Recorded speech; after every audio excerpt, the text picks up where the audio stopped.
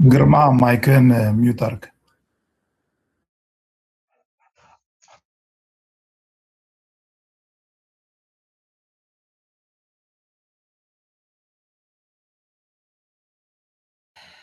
እሺ ይቅርታ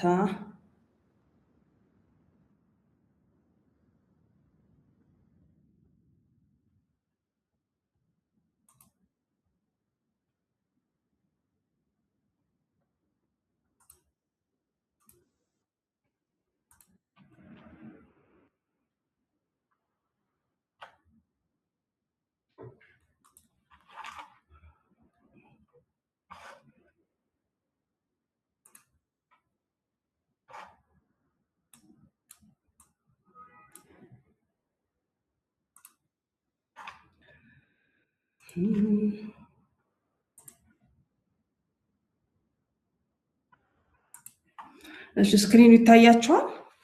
ይቅርታ halfway ነው የሚታየው ሙሉ ስክሪኑ አይታየም የጽሁፉ ሙሉ አይታየም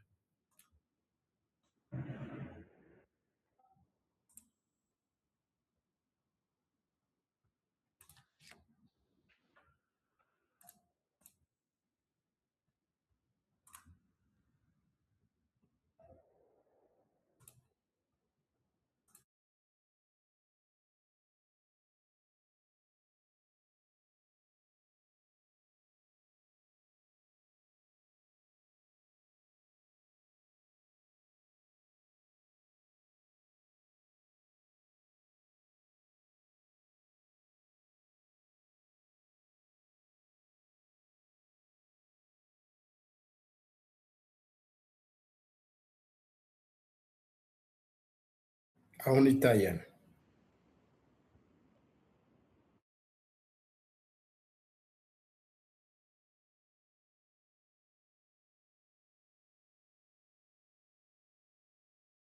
ቲቸር ሚዩት ነሽ እሺ አሁን ሲሰማል አራት እሺ እሺ እንጸልይና እንጀምር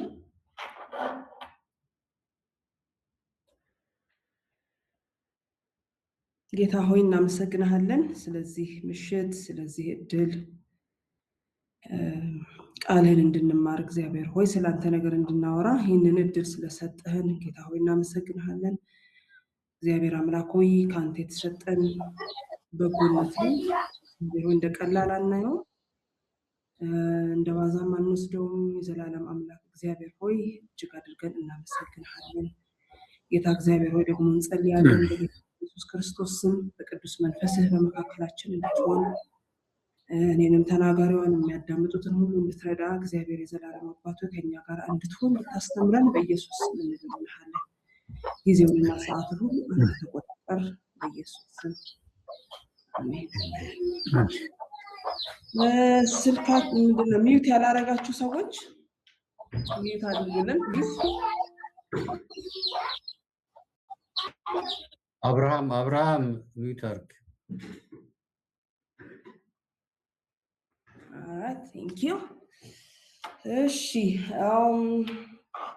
Today did we start humanity last week? I don't think we started that.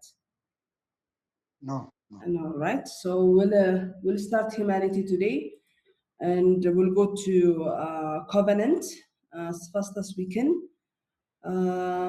So as an introduction, humanity is it's next to this discussion is next to the creation theory or the creation theology And the Old Testament declares that humanity is a creature of God with a definite nature and purpose. So when we talk about creation, when we talk about a creature of God, we always there is always this idea of purpose and definite nature. And when we come to humanity, humanity occupies a unique place among the creatures. Actually, all those things that were created in the first act of creation were created actually for human beings. So humanity occupies a unique place among the creatures, but not only because those creations were kind of preparation for humanity, but also the image or the imago Dei that we see in humanity makes it a unique, or gives it a unique place among creatures. So there were no other creatures that were created in the image of God, but it's only humanity created in the image of God. So it has, because of that, humanity occupies a unique place among the creatures. And in this section, we will examine the distinctive features of the nature of humanity recorded in the Old Testament. So what are the distinctive distinctions or the distinctive features of the nature of humanity? What makes it so unique? What are the things that makes it or gives it a kind of distinct feature as compared to other creations? So that's what we're going to see. So humanity as a creature, we find this in Genesis chapter 2. And in Genesis chapter 2, we will find or will see a clear account of God's creation of humanity. And not only Genesis chapter 2, but other Old Testament, number of Old Testament references affirm that humanity was created by God. It does not come by chance. It does not come through this theory of evolution, but created by God. Human beings, like all creatures, share weaknesses and limitations, and being made of flesh and also being a creature by itself makes man have that common things that humanity shares with other creatures, that is weakness and limitation. We find this in Job and Psalms. And humanity is subject to sickness and death. And the weakness of human nature, human flesh, is emphasized to magnify the eternal strength of God. So it's only God who is perfect, blameless, and who never shares any weakness and any limitation. We cannot limit God. There's nothing weak in him. But when it comes to creation, the idea of being a created being by itself gives it some kind of limitation, some kind of weaknesses. So this is the weakness of human flesh is emphasized also in to magnify the eternal strength of God. This contrast between human weaknesses and divine power is highlighted when, for example, King Zekiah encouraged the people. Especially, he said that they the Assyrians rely on an arm of flesh. Judah has a Lord, their God, to fight for them. So they are always, not only for their daily activities, for their daily life, this is their understanding. They are totally dependent on God for their very existence. So human beings are dependent on God. They are not divine nature. They don't have divine nature, even though they share nature of God, but they are not divine nature, divine power, ultimate power, and unlimited power. Divinity and also deity is given to God only. So human beings are totally dependent on God. Scholars like Babs in his book notes that humanity's unreliability stems not primarily from sinfulness. We're not talking about, when we talk about weakness, we're not actually talking about sinfulness. We're not talking about sin. We're talking about limitation. We're talking about being a created being. We're talking about some weaknesses humanity has as a human being. So he notes that humanity's unreliability stems not primarily from sinfulness, but from the inherent weakness of created beings who share in weaknesses of all creation. So as a creation, as a created being, humanity by default will have that weakness. And we're not talking about, when we talk about weakness, we're not talking about sin. We're not talking about sin. But it's only God who is blameless. It's only God who is strong, and also the deity and divinity is His. When it comes to features of humanity, one thing that distinguishes human beings from other creation is human beings, or humanity is a thinking being.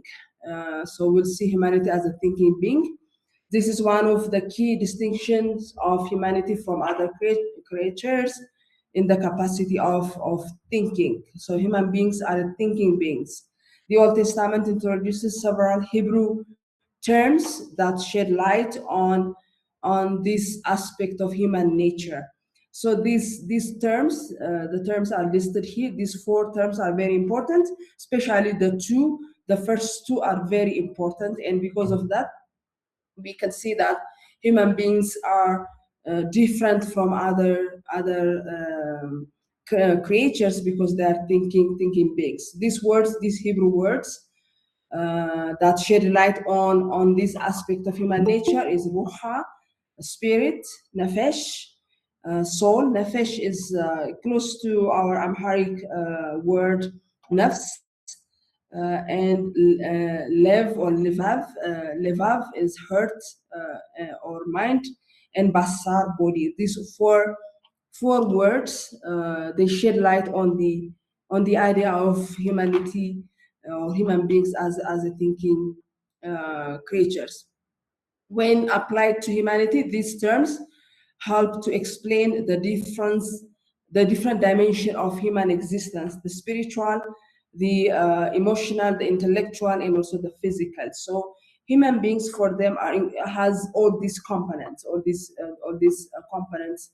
It's not only the spiritual side of it that we're talking about. When we talk about man, we're not talking about man as a spirit, but man is a spiritual being, emotional, intellectual, and also physical is also incorporated in these terms. We'll just be focusing on the 2 important terms: the spirit and the soul, the roha and the nafesh, to see the thinking or the thinking side of, or feature of humanity.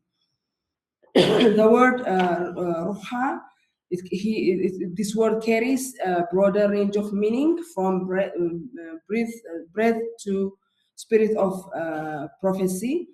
It can signify wind. It's also part of the meaning. Maybe air, gas, temperature, temperament, disposition, vitality, vigor. All these terms are somehow signify this term ruha, but the most important one is breath, or spirit, or of spirit of prophecy and breath. It is imparted by God, as we can see in Zechariah chapter 12 verse 1, and also in Genesis chapter 2. This word also represents the principle of life within human beings. This is the very principle of life. It is sustained and preserved by God. We can see that in Job chapter 10 verse 12.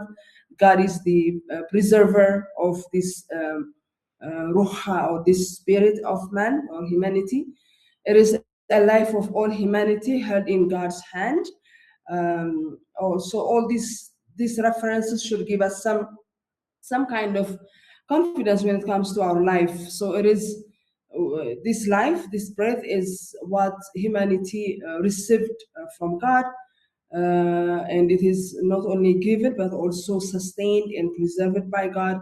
It is also is the life of all humanity is held in God's hands, and God gives Ruha to all people on earth, and He's the giver, He's the keeper, and He's the sustainer of this life. And God is also described as the God of the spirits of all mankind in Numbers chapter 16 and 27. God examines and weighs human motives. Update the Ruha departs from a person. So in all these scripture passages, we see this term being used in different ways. But we can draw some basic teachings and basic ideas from the Bible that this is the part of human beings that God gave when He created humanity. So because of all these references in the Bible, we can say that this Ruha, the basic of human beings, this life that human beings has in them, or the life they receive from God, is what distinguishes them as a thinking being. And the second word is nafesh, nafs or soul. It is translated in various ways: soul, living being, life, self, person, desire, appetite, emotion, passion. All these things are translations of this word, and so in different contexts and in different parts of the Bible, we'll see this word being translated in these different terms, various ways. It also conveys the idea of the will, the volition, and judgment.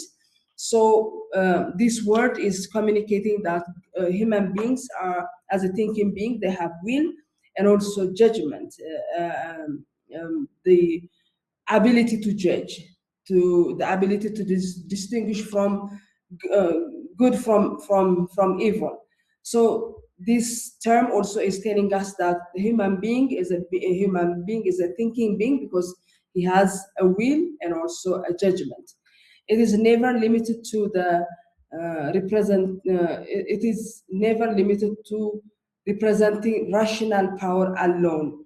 So whenever we, in preachings or in teachings or in our dialogues, if you noticed, when we talk about soul, we're talking about the power of the rational power of humanity alone, but not necessary. It's not limited to that.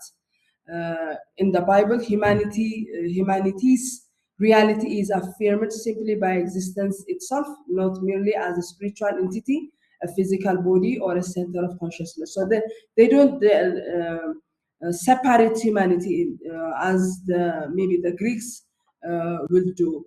So for them, for the Old Testament believers, the spiritual entity, the physical body, and center of consciousness are not separated, or maybe humanity are not seen merely as a spiritual entity, merely as a physical body, or merely as a center of consciousness. It is everything is embedded. I mean, when they talk about humanity, they're talking about all these things incorporated as a human being. So there is no separation, there is no dichotomy or trichotomy in their theology, in their understanding. ሰው ሲሉ በቃ አንድ ሰው ብለው እንጂ መንፈስ ነፍስ እንደዚህ እያሉ አይከፋፍሉትም። Israelite thinkers acknowledge humanity's capacity to envision goals and act upon them, but did not exalt the body or its natural function as ultimate ends. Yes, they will tell you, or they will say that humanity has a capacity to envision goals and to act on it, to do something, but that does not necessarily mean that they exalt the body as above the spirit, the spiritual, above the soul in anything. It's nature. It's not the ultimate end of human beings, but still humanity has this capacity of envisioning goals, its capacity of acting upon it. They maintained a balance between body and mind, which helped them avoid certain intellectual pitfalls while facing other complex questions. Yes, they acknowledge this, they maintain this, the balance between body and mind, body and soul, but they don't act such, separate or see this separately. According to Bab again, the Old Testament community did not review matters as inherently sinful, which means asceticism never became a dominant practice in Israel. So, asceticism is it's a self-discipline, right? Self-discipline, especially disciplining the body for the purpose of, for the purpose of. Excuse me, something is coming up.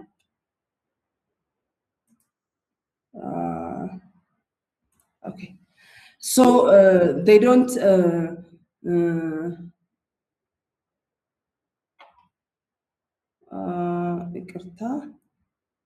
Is the message for me? ዮናታን ለእኔ ነው ሜሴጁ? አይደለም፣ ለምስጋኑ ነው። ለምስጋኑ ነው። Thank you. So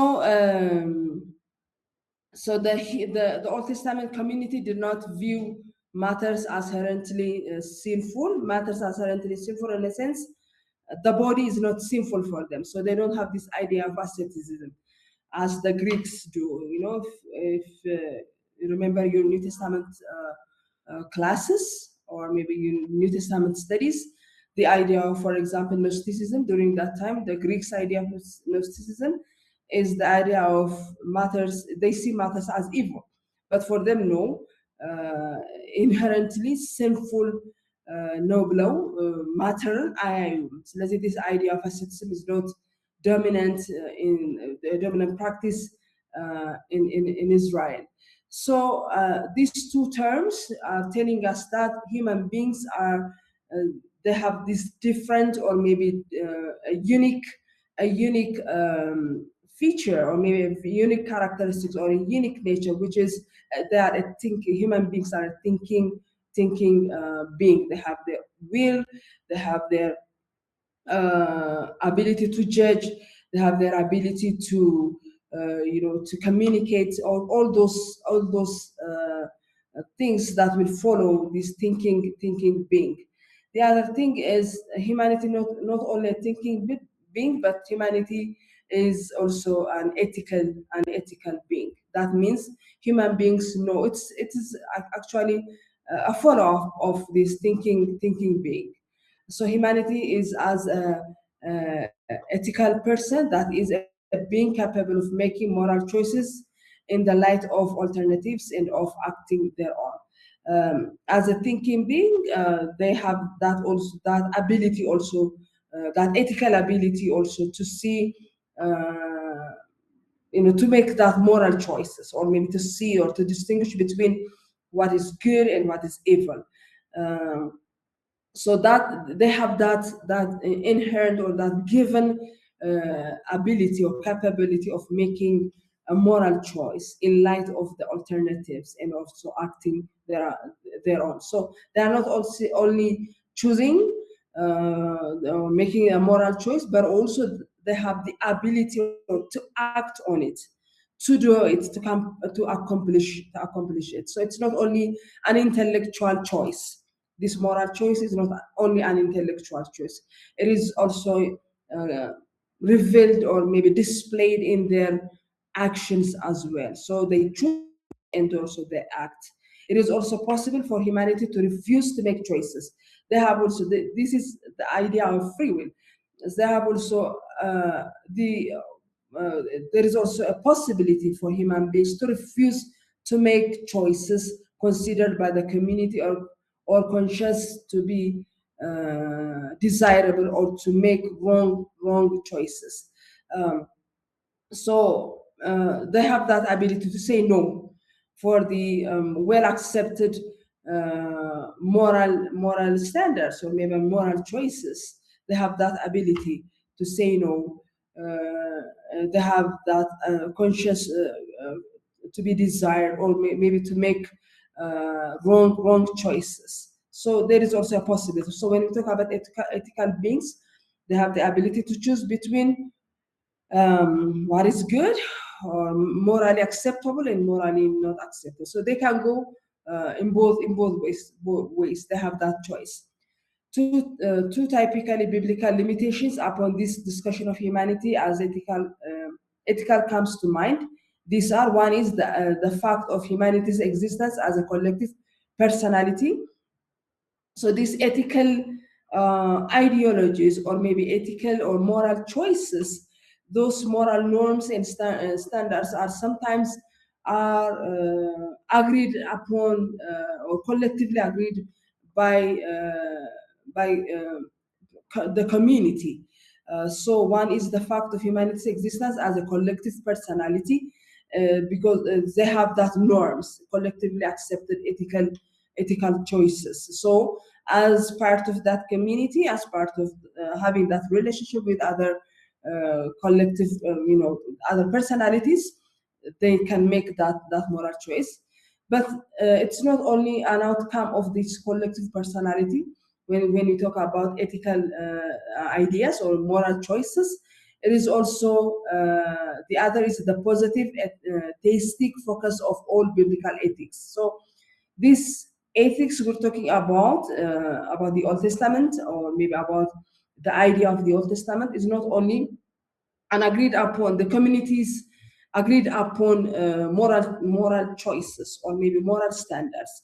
It is also divine, or maybe given by God through their law. በእግዚአብሔር በህጉ የተሰጣቸውን biblical ethics የምንለዋል እሱን የመምረጥ ability አሉ human beings, and also as a collective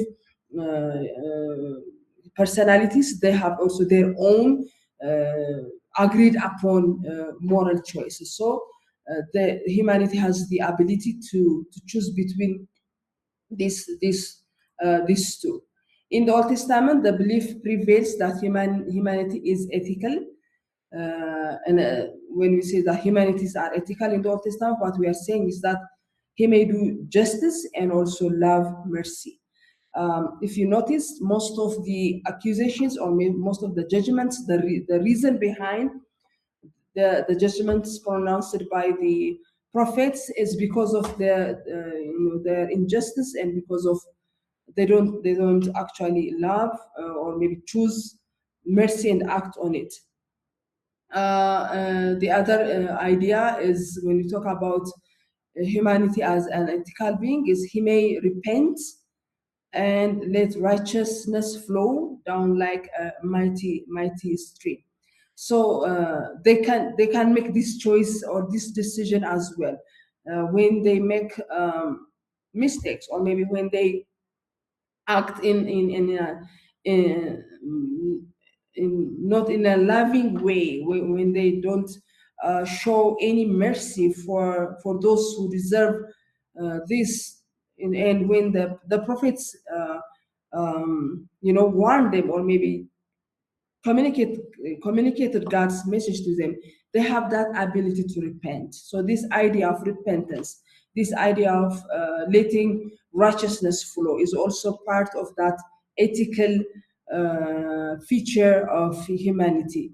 Humanity or human beings as well may wash, man may wash his hands of the blood of violence and cruelty, and help the widow and the orphans. So they were accused of all these things because God was accusing their kings, accusing their rulers, accusing their religious leaders as well, that their hands are full of blood of violence. There is cruelty in their community. They don't help the orphan. They don't help the widows. All these reasons behind the judgments God was pronouncing on them is telling us that God is expect them to wash their hands of any blood violence or maybe any cruelty, to repent, to return from that, but also instead do good for example, for the widows, do good for the orphans, do good for their neighbors, and so on. So all these things are telling us that human beings are unethical beings. They can make this decision, these moral decisions. He may also substitute justice for bloodshed and righteousness for the cry of the afflicted. So እግዚአብሔር ማድረግ በማይችሉት ነገር ላይ አልነበረም judgmenትን pronounce ያደርግባቸው የነበረው. So they have that ability to substitute justice for bloodshed, or maybe righteousness for the cry of the afflicted.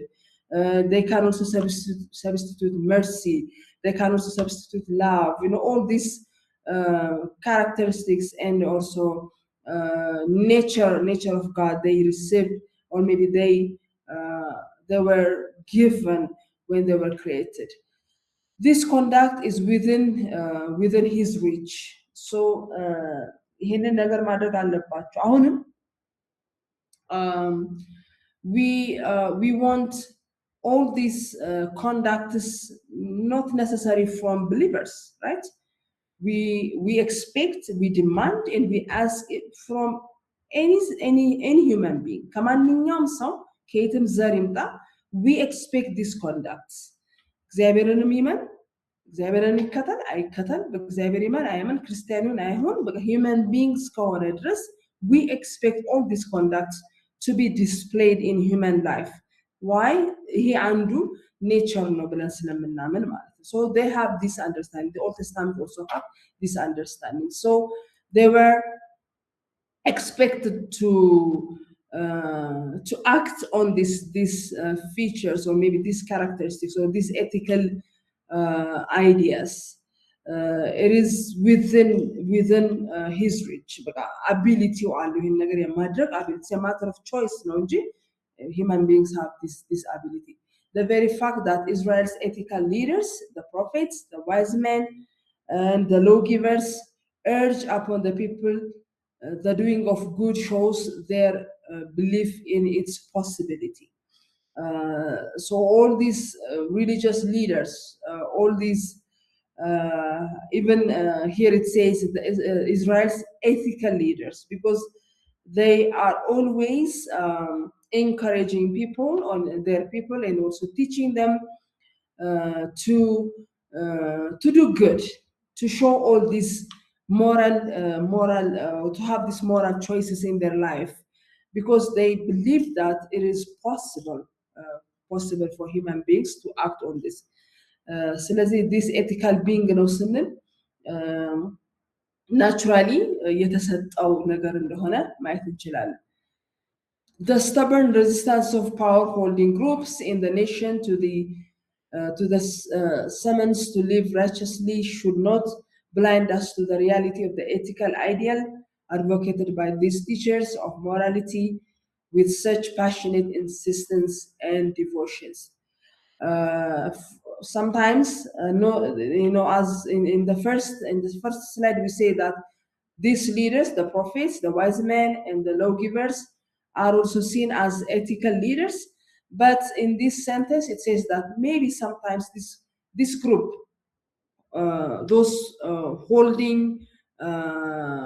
this power, ይህንን responsibility, ይህንን ስልጣን፣ ይህንን maybe title የያዙት ደግሞ ራሳቸው ህዝቡን የሚያስተምሩትን ነገር ሳያደርጉት እናያለን። እና sometimes እነሱ ራሱ ይህን ሲተላለፉ ሲታይ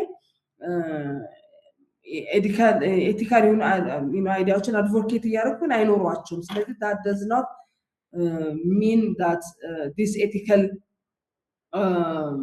standards expected from human beings አያስፈልጉም ማለት ግን አይደለም። አንዳንድ ጊዜ yes, leaders are very important in any institution, religious በሆነው ብቻ ሳይሆን በመስሪያ ቤት ውስጥ ብትሉ፣ በቤት ውስጥ ብትሉ፣ በትምህርት ቤት ውስጥ ብትሉ፣ የትኛውም ቦታ ላይ ስትሄዱ leadership is very important. እና leaders አንዳንድ leaders ምን ይላሉ? don't copy what I'm doing this አይደል እኔ የምናገረውን እንጂ ማደርገውን ኮፒ አታድርጉ ይላሉ ግን it's በጣም ዊክ የሆነ አባባል ነው ዊክ የሆነ ክሌም ነው ምክንያቱም የሚናገሩትን ነገር ከሚናገሩት ነገር ይልቅ አክቹአሊ ብዙ ጊዜ አይናችን ውስጥ አቴንሽናችን የሚገባ የሚያደርጉት ነገር ነው ሶ እግዚአብሔር ህዝቡን ሲወቅስ ህዝቡን ላይ ጀጅመንት ሲናገር ብዙ ጊዜ በፕሮፌትስ አማካይነት ሲናገር ከላይ ነው የሚጀምረው ከሊደርሱ ነው የሚጀምረው ከነገስታቶቹ ከሩለርሶቹ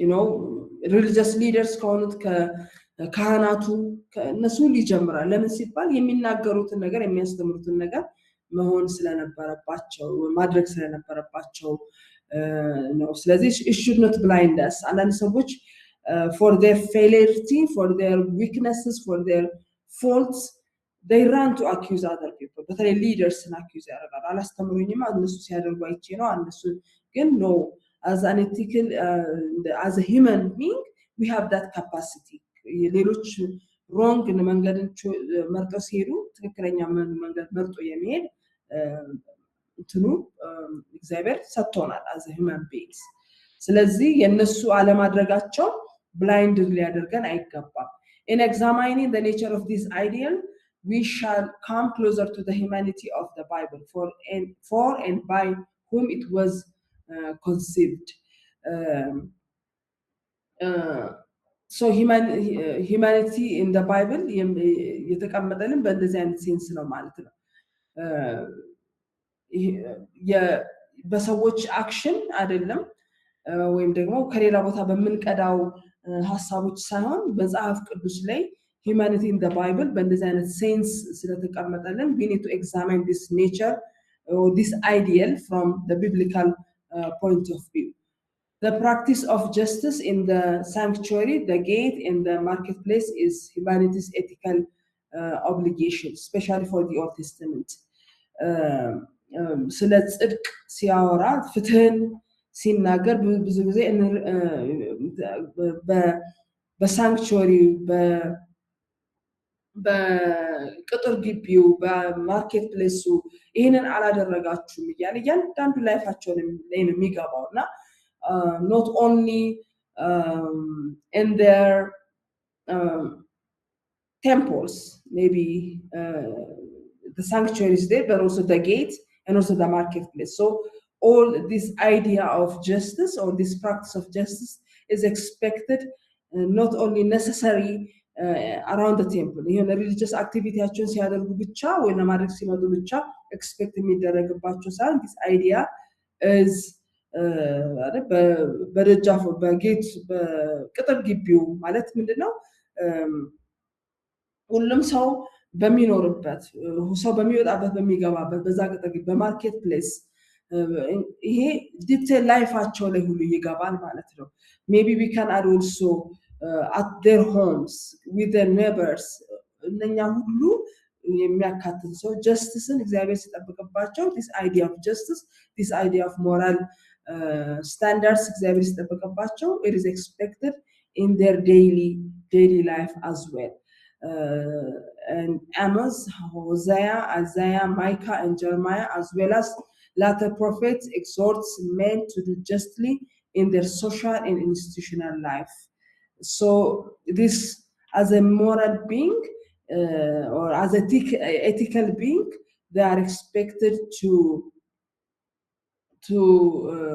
do justice or to do things justly righteously in their all social interactions in their institutional life religious ላይ ብቻ ያተኮረ አይደለም ወደ ቤተ መቅደሱ ብቻ ሲመጡ ኤክስፔክት የሚደረግባቸው አይደለም and their writings especially the prophets their writings are full of such exhortations even where denunciation takes the place of exhortation as it often does the same purpose of exalting the claim of justice and security it's embodied in the national urban and rural community in is apparently good so in Amos chapter 20 ታዩታላችሁ so እግዚአብሔር በሁሉም ቦታ ላይ ይሄን ነገር ኤክስፔክት እንደሚያደርግ nation wide in the rural communities in the urban life in everywhere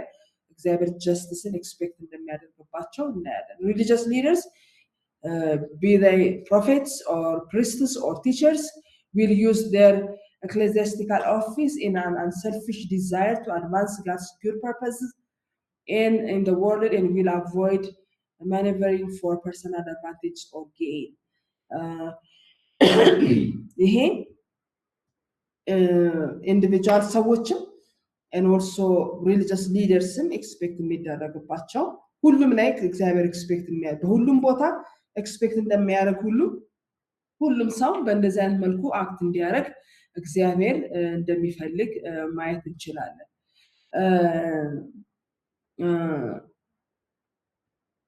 Any layman will not use the formulas and formal observances of religion as a substitute for ethical obedience to the moral law. All these things are also true for us. And then we tend to substitute this ethical obedience religious activity በማድረግ substitute ለማድረግ ይሞከራል። For example እግዚአብሔር ሲወቅሳቸው ህዝቡን ወይም ደግሞ ወደ ምርኮ እንደሚሄዱ ሲናገር የእንትን ያላቸው ምንድነው religious activity ስላቆሙ አይደለም or sacrifice ስለተው አይደለም እንደውም እንትኑ አለ መስዋዕቱ ይከናወናል በዓላቶቹን ያከብራሉ everything ቤተ መቅደሱ ዙሪያ አይጠፉም እነዚህ ሰዎች ካህናቱም አይጠፋም religious everybody was there ግን in their life ethical የሆኑ ነገሮችን ሲታዘዙ moral lawn ሲጠብቁ ግን አይታዩም ስለዚህ እግዚአብሔር ፍትህን አላደረጋችሁም for example አሁን አይምሮ ላይ የመጣው ትዛለኝ አሁን አይዛያ 58 ላይ ስለ ጾም ሲናገር አልጾማችሁም ብሎ እግዚአብሔር አልከሰሳቸው እንዴት አጾሙም አይደለም እግዚአብሔር ክርክር እዛ ላይ ስትጾሙ ግን ትጾማላችሁ ግን በጾማችሁ ግን ፍትህን አታደርጉም እንደዚህ ታደርጋላችሁ ግረኛም ተበደላላችሁ ምናምን so instead of ያንን ጾም የሚለውን ነገር ያደረጉ የታዘዙት እግዚአብሔርን at the same time ደግሞ ethically እነኚህ ነገሮች obey እንዲያደርጉት እግዚአብሔር ይፈልጋል so any religious activities the fact that we can pray for 2 or 3 hours the fact that we can even serve God ministries involved ስላደረገን እግዚአብሔር ደፋ ቀና ስላለን በእኛ መለኪያ ethical የሆኑ ነገሮችን ከመታዘዝ ግን exempt አያደርገንም all of this means that humanity the source and center of this ethical transformation will be true to that ethical self which is a part of his being so whenever we are obeying God what we are saying is that we are actually living as we are created part of me now part of me ያንን deny ሳላደርገው የሚኖረው ነገር ነው ማለት ነው humanity as a free being this is actually very close to us አዲስ እንግዳ ነገር አይመስለኝም ይሄ ወይም ሌሎችም ናቸው ማለት አይደለም ግን ብዙ ጊዜ የመጀመሪያው ነገር የምናስበው ስለ human beings nature ተናገሩ ብንባል free being ነው የምንለው so the freedom of humanity in the Hebrew scripture is a consequence of his ethical nature እንግዲህ ethical being ነው ስንል choice አለው እንዳልን ሁሉ free being ነው ስንል choice አለው ይያለን ምርጫ መምረጥ የሚችል ፍጡር ነው ሰው humanity marries አሁን አንዱ will ነው አይደለ free being ስለሆነ humanity marries is given in marriage they pioneer in new lands and adjust themselves to strange customs and people they buy land gather wealth all these things in life የሚደረጉ ነገሮች they are not accidents they are a consequence of the human beings free choice free being ስለሆነ ያን ይመርጣል ያገባል ወይም ደግሞ ለትዳር ተላልፎ ይሰጣል አይደል ራሱን ይሰጣል መሬት ይገዛል ቤት ይሰራል all these things accidents አይደሉም all these things በይሄ ነፃ የሆነው ፍጡር የሚፈልገውን ነገር ከማይፈልገው ነገር እየመረጠ የሚያደርጋቸው ነገሮች ናቸው they gather wealth they buy land they sell land and maybe they lose it all through this they are exercising freedom አይደለ መቼም እኛም እንኳን እግዚአብሔርን የምናውቅ ሰዎች I don't think ለያንዳንዱ ለዚህ ነገር ስትሪክትሊ ለያንዳንዱ ለዚህ ነገር እግዚአብሔርን ፈቃድ እየጠየቀ ወይ እግዚአብሔርን ድምጽ እየሰማን go ahead እያለን ነው ብለን ለማለት እኔ ለመድፈር ቸገራል yes maybe አንድ ሜጀር የሆኑ ከባድ የሆኑ ነገሮች ስንወስን ፈቃድ እዚህ ውስጥ አለበት ወይ ብለን እንጸልያለን but still we going after our own freedom we are exercising our freedom in a sense ያው እግዚአብሔርን እንደሚያውቁ ሰዎች ፈቃድ ነው ወይ ብሎ መሄዱ it's a privilege and also ይሄ ጠባቂም ነው ሊጠብቀን ይችላል ግን ብዙ ጊዜ ከገባንና ከተሳሳትን በኋላ ነው ምን ነው እግዚአብሔርን በጠየቁት ነው እግዚአብሔርን አልሰማውም ነበር የሚሉ ነገሮችን ምናምን ያ የምን ውጤት ነው ካለን free being ነው we are exercising freedom and in whatever matters human freedom is recognized whether this have to do with moral conduct or obedience to God በጣም ከበድ ስናደርገው ደግሞ በሞራል ኮንዳክት ላይና እግዚአብሔር በመታዘዝ ላይ ደግሞ ራሱ this freedom recognized ሲሆን እናያለን from the very beginning አዳምና ሔዋን free beings ስለሆኑ ነው you know መርጠው እግዚአብሔር ወደ አለመታዘዝ ይሄዱ so obedience to God or disobeying God is a result of this freedom it is obvious that the Hebrews viewed freedom in the common sense fashion of modern humanity for all practical purposes humanity was free look the idea for anything for any practical purposes in life human beings are free below the biblical humanity went his own way acting as though he were free and raising few questions about the contingency of nature heredity social and cultural environment and economic necessity which hemmed him in and limited his actions so we see human beings from the very beginning humanity in the Bible going his own ways acting in his own free will raising few questions about nature and every heredity social and culture so we see all this or this feature this characteristic being displayed in biblical humanity the other thing is a religious person even though some people are claiming that they are atheists they don't have any religion but in the very essence humanity has that religious or humanity is a religious person without doubt the Old Testament's description of humanity as a religious person is its most conspicuous testimony about humanity this does not mean that humanity is in the Bible record is remarkable for his piety ማለት religious being ነው ስንል ትክክለኛውን ነገር እየመረጠ ይሄዳል ግን ማለት አይደለም ግን there is that inclination there is that desire there is that inner inclination when it comes to religion even a hasty reading of the literature will correct that perhaps Israelites spiritual guide encountered an overwhelming weight of indifference and spiritual inertia when they tried to lead the people in the way of faith yes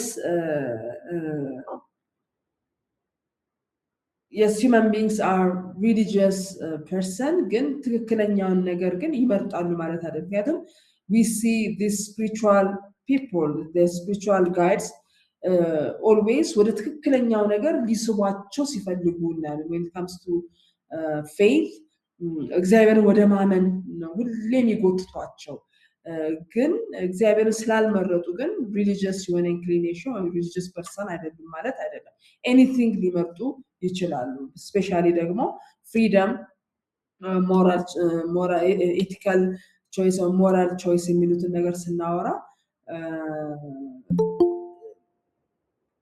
human beings that religious inclination ቢኖራቸው ያንን ግን ሊሞሉት የሚፈልጉበት ግን የተለያዩ ነገሮች አንዳንዱ በእጁ ሰርቶ ሊያመልክ ይችላል አንዳንዱ የተፈጥሮን ነገር እያየ ሊያመልክ ይችላል and their spiritual guides always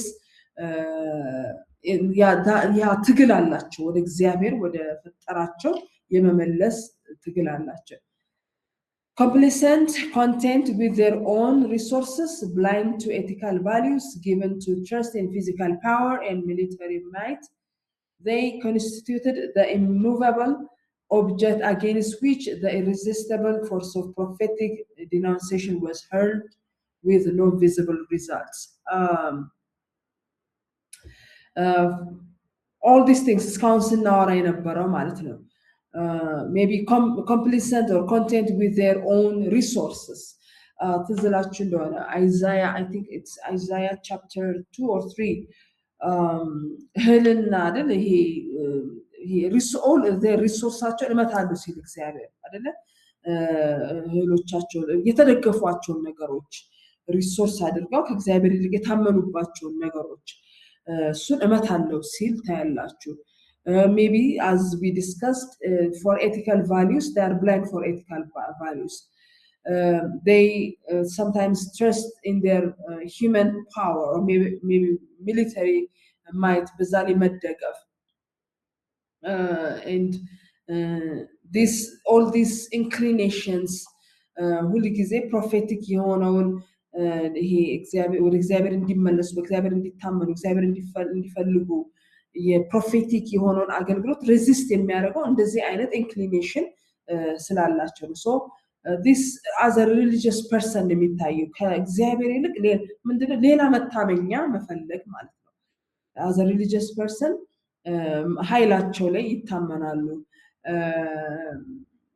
ያላቸው ሪሶርሶቻቸው ላይ ይታመናል በእግዚአብሔር ከመደገፍ ይልቅ በራሳቸው ባላቸው ነገሮች የመደገፍ ነገር so religious being ነው humanity ስንል ሁሉ ጊዜ እግዚአብሔርን የሚፈልግ ነው ትክክለኛውን ነገር የሚፈልግ ነው ግን ማለታችን አይደለም all this ministry prophetic ministry balut all other spiritual የሆኑ ሊደሮቻቸው ጊዜ ሊመልሷቸው የሚፈልጉት ወደዚህ ወደ ትክክለኛው እግዚአብሔር ወደ ፈጠራቸው እንደው እግዚአብሔር void አድርጎ ሰው ወደ ፈጠረው ወደዚህ inclination ነው and the last one is very important one not መጨረሻ ላይ ስላላ ኢምፖርታንት አይደለም ማለት አይደለም ግን humanity as an image of God imago Dei የምንለው ማለት ነው humanity's dependence upon God rests upon the fact that he is or she is a creature his power to worship his creator and his deep religious craving are rooted in the fact that he was made in the divine image so this nature አይደል ከእግዚአብሔር የተካፈለው divine image ይሄ nature እግዚአብሔር ላይ ዲፔንደንት እንዲሆን የሚያደርገው እግዚአብሔርን እንዲፈልግ የሚያደርገው ፈጣሪውን እንዲያመልክ የሚያደርገው ከፈጣሪው ጋር ፌሎሺፕ እንዲኖረው የሚያደርገው ወደ ዲፕ ወደ ሆነ religious craving ውስጥ የሚያስገባው rooted የሆነው ምን ላይ ነው ይሄ በእግዚአብሔር ኢሜጅ የመፈጠሩ ነገር ነው አሁን ብዙ ጊዜ በእግዚአብሔር ኢሜጅ የመፈጠሩ ነገር ስናስብ ብዙ ሰዎች ኮንቨርሴሽን ውስጥ ብዙ ሰዎች ትምህርት ውስጥ ስናይ ይሄ የመፍጠር ችሎታው ብዙ ነገሮች ይባላሉ ግን the very essence of this divine image is to have that relationship and communication with his creator ከአምላኩ ጋራ የሆነ የሚያገናኘው ሪሌት የሚያደርገው ነገር እንዲኖር ማድረግ ነው አምላኩ ላይ ዲፔንደንት የሚያደርገው ነገር አምላኩን ለማምለክ እንዲፈልግ ወደ እግዚአብሔር የሚጠራው ነገር ያ የተካፈለው ወይም ያ የተሰጠው እግዚአብሔር በእግዚአብሔር አንምሳል በመልካችን እንደምሳሌያችን እንፍጠር የተባለበት ወይም ያንን ነገር የተቀበለበት so that image always is craving after his creator that image is always craving after having that fellowship relationship and intimate የሆነው ሪሌሽንሺፕ ከእግዚአብሔር ጋር እንዲፈልግ እንዲያደርግ የሚያደርገው ነው። From God he came and for God he is destined. So this Imago Dei has this idea in it. ኦሪጂኑን ብቻ ሳይሆን የሚያወራ ቢሎንጊንግነሱንም ደግሞ ያወራል። ከእግዚአብሔር ነው የመጣው ግን ደግሞ እግዚአብሔር ነው የሚባል እግዚአብሔር የኔ ነው የሚል ስታምፕ ነው ኢሜጁን ውስጥ በማስቀመጥ የሰጠው።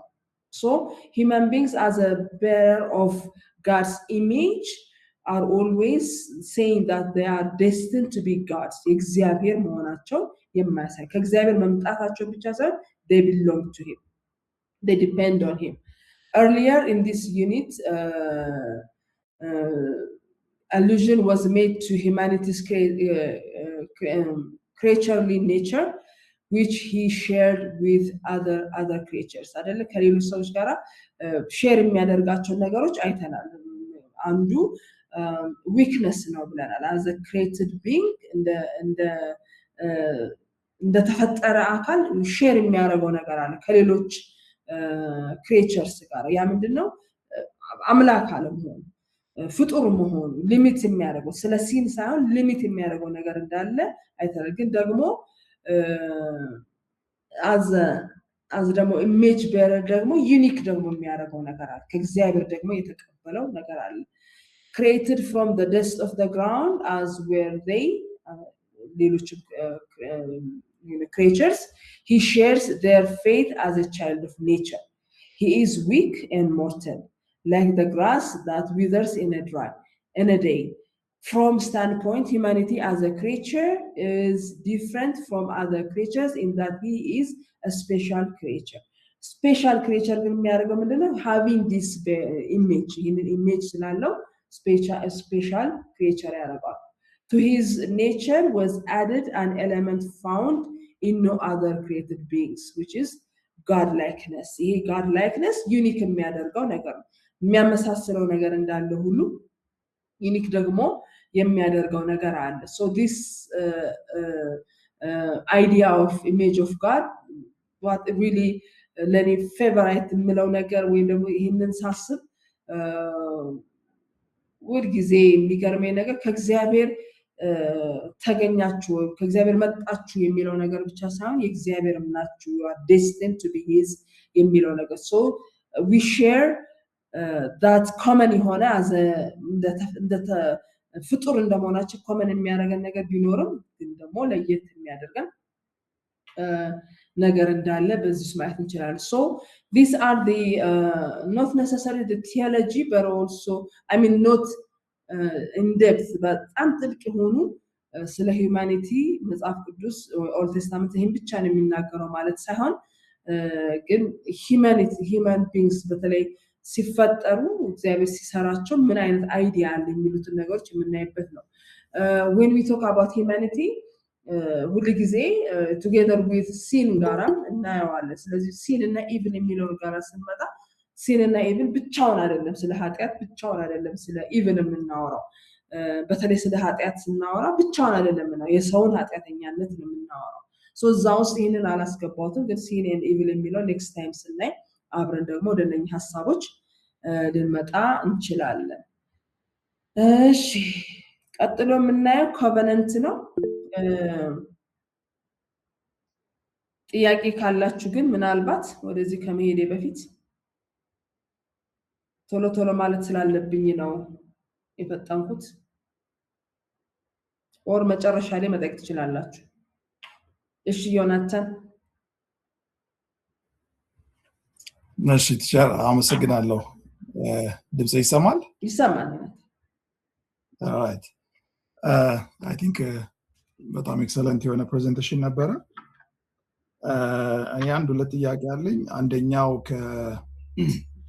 ከሰው ጋራ በተለይ ሰው ነፍስ ነው ሰው መንፈስ ነፍስ ጋር የሚለውን ሐሳብ ቅድም ተነስቶ ነበር አሁን ደግሞ በመጨረሻ ላይ ሰው ያስባል ፍሪ ዊል አለው ኢቲካል እና ሪሊጂየስ ፐርሰናሊቲውን እና መጨረሻ ላይ ደግሞ ኢሜጅ ኦፍ ጋድ የሚሉት ሐሳቦች ተነስተዋል በተለይ ከዚህ ከኢሜጅ ኦፍ ጋድ ጋራ በተገናኘ በአሁን ጊዜ የሚነሱ ብዙ ነገሮች አሉና ፕሬዘንቴሽኑ ላይ እንደቀረበው ከሆነ በተለይ ከእግዚአብሔር ጋር የሰው ልጅ ካለው ሪሌሽንሺፕ ጋራ እንደተነሳ ነው የተረዳሁት። ብዙ ጊዜ ከካራክተሩ ጋራ ከእግዚአብሔር ካራክተር ጋራ ካለው ካራክተር ጋራ አንስተው የሚያነሱ ሰዎች አሉና ይሄ ኢሜጅ ኦፍ ጋድ የሚለው ሐሳብም ሰዎች ብዙ ለጥተው እንዲያወሩት በአስተምህሮ በተለያየ አይነት መንገድ እየሰማ ነው ያለነውና ከዚህ ጋራ ጠንከር ማለት ሰፋ ያለ ማብራሪያ ብትሰጭኝ የሚለው ነው። ሌላኛው ደግሞ ነፍስና መንፈስ የሚለውን አንዳንዶች ኢንተርቼንጀብል ይጠቀሙታል፣ አንዳንዶች ደግሞ ቶታሊ የተለያዩ ናቸው የሚለውን ሐሳብ ያነሳሉና እሱም ደግሞ ትንሽ አንዳንድ ጤናማ ያልሆኑ ነገሮች ወይ ደግሞ ብዙ ውዥንብሮች ስላሉ እዛ ላይም ትንሽ ምናልባት የጠራ ነገር ወይ ደግሞ አንቺ ጋር ያለውን ነገር ብትጭን ብዬ ነው። አመሰግናለሁ። እሺ ቴንክ ዩ አብርሃም። ይሄንን ልመልስ ወይስ ተመሳሳይ ነው? ከዚሁ ጋር ትንሽ ታይዞ ቢመለስልኝ ብዬ ነው። እሺ እግዚአብሔር እንግዲህ ሰውን በፈጠረበት በራሱ ኢሜጅ ሰውን እንደፈጠረ ስናነሳ ይሄ አካላዊን ፊዚካል የሆነውን መመሳሰል በኢሜጅ ያንን የሚገልጽበት ሁኔታ አለ ወይ የሚለው ይሄም ቢካተትልኝ በዛ ሐሳብ።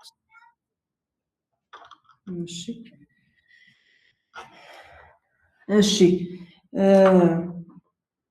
ሜቢ ዲስከስ ማድረግ ይሄን መመለስ የሚፈልግ ሰው አለ? ሪፍሌክት ማድረግ እዚህ ላይ ሐሳቡን መግለጽ የሚፈልግ ሰው?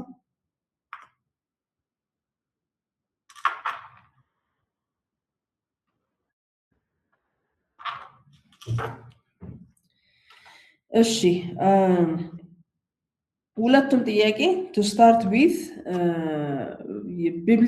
የቢብሊካል ስተዲስ ጥያቄ አይደለም። ይሄ ሲስተማቲክ ቲዮሎጂ ጥያቄ ናቸው ሁለቱም። ስለዚህ ሞር ኦፍ ሲስተማቲክ ቲዮሎጂ ላይ ዲል የሚደረጉ ጥያቄዎች ናቸው።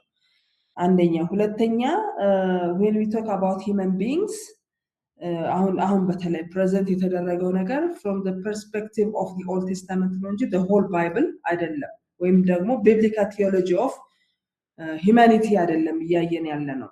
biblical theology of humanity ብናይ all these things in detail እናየዋለን። and የኦልድ ቴስተመንት እና የኒው ቴስተመንት ላይ ደግሞ በደንብ ፕሮግሬሲቭሊ ሬቨሌሽኑ እየሰፋ እና ዲፕ እየሆነ ሲመጣ ስለምናይ the whole በአዲስ ኪዳን ሊመለሱ የሚችሉ ነገሮችን እዚህ ጋር አምጥተን ዲስከስ በማድረግ ጊዜያችን እንዳንጨርስ ነው። so my encouragement for you is systematic theology ነገሮችን ሄዳችሁ እነኚህን ነገሮች እንድታያቸው ነው። በተለይ ኢሜጅ ኦፍ ጋድ የሚለው ነገር ብዙ ይሄንን ነገር የሚናገሩ መጽሐፍቶች ስላሉ ማለት ነው። ግን ኦልድ ቴስተመንት ለምሳሌ ኦልድ ቴስተመንት ሰው መንፈስ ነፍስ ሥጋ የሚለውን ነገር እንዴት አንደርስታንድ ያደርገዋል የሚለውን ነገር ካየን አሁን ባለው አንደርስታንዲንግ አይደለም። ቅድምም ለመናገር ሞክሬያለሁ። ኦልድ ቴስተመንት ላይ ዳይኮቶሚም ትራይኮቶሚም የሚሉት አይዲያዎች የሉ። human beings as a whole እንደ ሰው ሲሉ በቃ ሰው ነው። አሁን የአዲስ ኪዳኑ አይዲያ ወይም አዲስ ኪዳኑ የግሪኮች ያመጡት ነው አይደለ? ዳይኮቶሚ ትራይኮቶሚ የሚሉ ሐሳቦች የመጡት ከዛ ነው። እና እዛ ላይ ስናይ ሰው በተለይ ደግሞ ሪሰንትሊ ያሉ አባባሎች አሉ። እንደም ሰው መንፈስ ነው፣ ነፍስ አለ፣ በስጋ ውስጥ ይኖራል የሚለው አይዲያ አይደለ? እነኚህ ነገሮች ኢቭን እኔ ቢብሊካል ናቸው ብዬ አላምንም። ግን ወደዛ ሲስተማቲክ ቲዮሎጂ ላይ መግባት አልፈልግም፣ የማልወጣበት ነገር ውስጥ እንዳልገባ ማለት ነው። ግን ኦልድ ቴስታመንት ግን እንዴት ነው የሚያየው ሰውን? ሰው መንፈስ ነፍስ ሥጋ የሚለውን ነገር እንዴት ነው የሚያየው ሲባል ሰውን እንደ አንድ ነው። በቃ ሰው ከፋፍሎ ኮምፓርትመንታላይዝ አድርጎ የሚያይ ቲዮሎጂ የላቸው። በቃ ሰው ነው። በቃ በእግዚአብሔር አምሳል የተፈጠረ ሰው ነው። ለስጋውም ሪስፔክት አላቸው ለነፍሱም እንደዚህ ለያይተው በቃ አያዩት እንደ አንድ እንደሚያዩት ማወቅ አለብን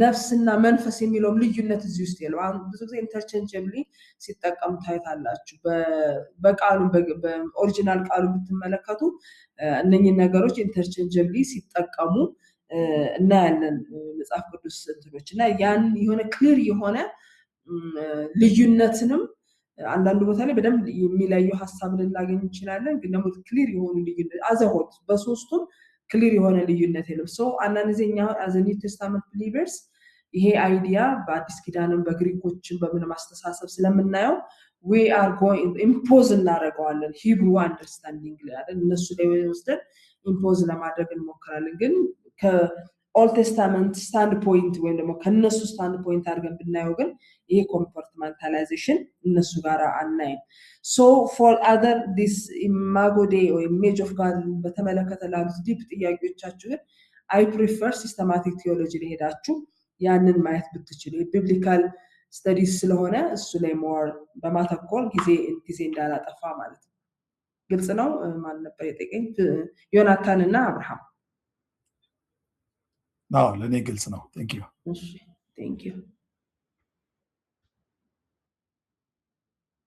all right እሺ ስለዚህ ኮቨናንት ጋር እንሂድ ትንሽ ሰፋ ስለሚል ኮቨናንት ወደ ኮቨናንት እንሂድ another theme important theme is covenant in the Old Testament the Hebrew word for covenant is always breath የሚለው እንትኑ ቃሉ ሁሉ ጊዜ ተለዋዋጭ አይደለም ቅድም ሩሃ የሚለው በተለያየ ነገር እንደሚተረጎም አይተናል ኮቨናንት ሁሉ ጊዜ ግን በዚህ ቃል የሚተረጎመው Old Testament in the Hebrew language a covenant is a contract this is the definition a covenant is a contract or agreement between two or more parties you know this right God has initiated many agreements or covenants with different people throughout the Bible, the biblical history. These are Adam, Noah, Abraham, and more. Davidic covenant, with Addis Kidan, the New Testament covenant. So, what is very interesting when it comes to the biblical covenants is God is the initiator. God has initiated many agreements. It is not human beings in their sinful nature ከእግዚአብሔር ጋር ቃል ኪዳን እንፈጽም ብለው ወደ እግዚአብሔር የሚሄድ ability የላቸውም በተለይ ከውድቀት በኋላ ማለት ስለዚህ ያንን covenant ያንን contract ያንን agreement between two parties ሁሉ ጊዜ ሲያደርግ የምናየው እግዚአብሔር አብርሃም ጋር መጥቶ covenant ሲፈጥር እናያለን ኖህ ጋር መጥቶ covenant ሲያደርግ እናያለን ያን agreement ሲያደርግ እናያለን ዴቪድ ጋር ሄዶ ሲያደርግ እናያለን ከሙሴ ጋር ሲያደርግ እናያለን so generally the definition is it is a contract or agreement between two or more parties and when it comes to biblical covenant it is always God the initiator is always God for this agreement covenant is an important part of biblical history and therefore is also theology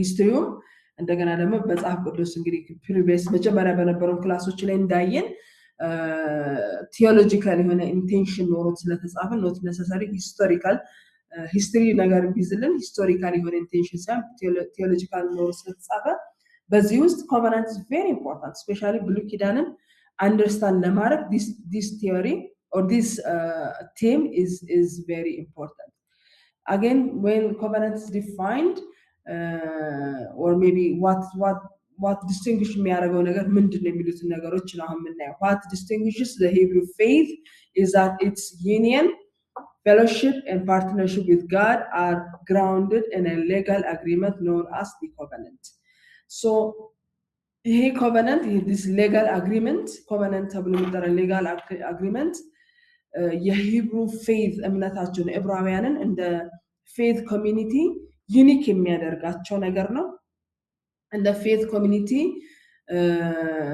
ከእግዚአብሔር ጋራ union fellowship and partnership እንዲኖራቸው የሚያደርጋቸው ነው so covenant ያለው ከፈጣሪው ጋራ covenant ያለው community ነው nation ነው ሲባል they have that fellowship with him they have that partnership with him they have that this union union with him. This covenant establishes a framework by which God relates to humanity. This is how God wants to relate to humanity. And outside of it, no relationship with his people is possible. So when God wants to have that relationship, he always brings that agreement. Conditional, unconditional, always with that agreement. Yeah, agreement is a basis for God's relationship with human beings. Relationship, communication, fellowship, that covenant, he will be so this is a legal arrangement, covenant of legal arrangement now. Again, it's by basuno relationship framework covenant now. The term covenant appears 286 times in the Old Testament and 33 times in the New Testament. This shows us that it is very important theme or topic to discuss. Even where the word itself is absent, sometimes we cannot necessarily find the word in the certain passages. The covenantal idea permeates the background of nearly every passage in every book. So when we talk about relationship, fellowship, union, this idea of covenant is always behind. Because of its frequent occurrence and diverse context, defining the covenant with precision is challenging. So the previous definition I gave you, it is applicable not necessarily for the Old Testament or biblical covenant, just for any for legal contract, agreement, generally new definition. Yet it remains clear that the covenant provides a unique and distinct form of fellowship with God. This is very important when we talk about covenant. እግዚአብሔር ኮቨነንትን አምጥቶ ኢኒሺየተሩ እግዚአብሔር ነው ብለናል። እግዚአብሔር ኢኒሺየት አድርጎ ከህዝቡ ጋር ኮቨነንት እንዲኖረው ሲፈልግ ሲያደርግ ፕሮቫይድ የሚያደርገው ነገር ምንድነው? a unique and distinct form of fellowship with God. ያንን ነው ክሬት እያደረገላቸው ያለው። ከሌላ ኔሽን የእስራኤልን ኔሽን ለየት የሚያደርገው ከአምላኩ ጋር ያለው ኮቨነንት ነው። ያ ኮቨነንት ዩኒክ የሆነና ዲስቲንክት የሆነ ፎርም ኦፍ fellowship with God ይሰጣል ማለት ነው። setting the Hebrew religion apart in its understanding of divine human relationship. So that divine human relationship is possible because of this covenant. እግዚአብሔር በዚህ covenant ዩኒክ የሆነ ዲስቲንክት የሆነ relationship ህዝቡ ከሱ ጋር እንዲኖረው አድርጓል። So the very purpose of giving covenant or initiating covenant from God's side is to have that relationship, to have that fellowship with humanity. So ለእስራኤላውያን እነኚህን ኮቨነንቶች እግዚአብሔር እነኚህን ኪዳኖች እግዚአብሔር ሲሰጥ የሂብሩን ሪሊጅን ዩኒክ የሆነ ዲስቲንክት የሚያደርገውን ነገር እየሰጠው ነው። ምንድነው ያ ዲስቲንክት የሚያደርገው ነገር? በዚህ ኮቨነንት አማካኝነት ከአምላኩ ጋር ሪሌሽንሺፕ ያለው፣ ከአምላኩ ጋር ፌሎሺፕ ያለው፣ ከአምላኩ ጋር ዩኒየን ያለው ሰው ነው። if you remember ጎልያድ ህዝቡን ባስጨነቀ ጊዜ ዳዊት ያነሳው ይህንን ነው። እስራኤል እኮ የተገረዘና ያልተገረዘ ሴት ዝም ብሎ እያወራ አይደለም። አንዱ ራቲፋይ የተደረገበት ኮቨነንት አንዱ ምልክቱ መገረዝ ስለነበረ ምንድነው ይሄ ቃል ኪዳን ያለው ህዝብ ነው። ቃል ኪዳን ያለው ህዝብና ቃል ኪዳን የሌለው ህዝብ እንዴት ነው ብሎ ምክንያቱም God is on our side. We have that fellowship with him. We have that relationship with him. We have that